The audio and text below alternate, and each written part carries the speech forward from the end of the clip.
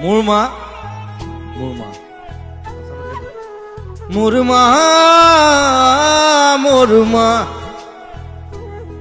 selfie টেলফি নহয় দেই এইবোৰ খা ঘুলিলে আহিবি